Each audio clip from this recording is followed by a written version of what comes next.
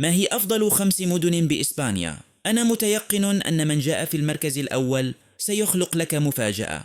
المركز الخامس مدينة بيلباو. بيلباو التي يبلغ عدد سكانها حوالي 350 ألف نسمة، هي واحدة من المدن الإسبانية التي شهدت تطوراً كبيراً خلال العقود الأخيرة. المركز الرابع مدينة إشبيلية. تقع إشبيلية في جنوب إسبانيا، ويبلغ عدد سكانها حوالي 700 ألف نسمة. تتميز بجوها الحار صيفاً وتراثها المعماري المميز، توفر فرص عمل جيدة.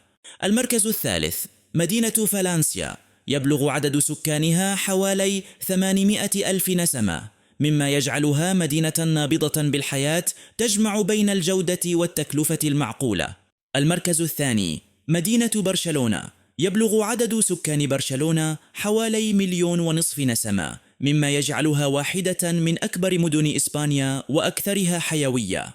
المركز الأول مدينة مدريد. يبلغ عدد سكان مدريد حوالي 3 ملايين نسمة، مما يجعلها العاصمة الاقتصادية والثقافية لإسبانيا.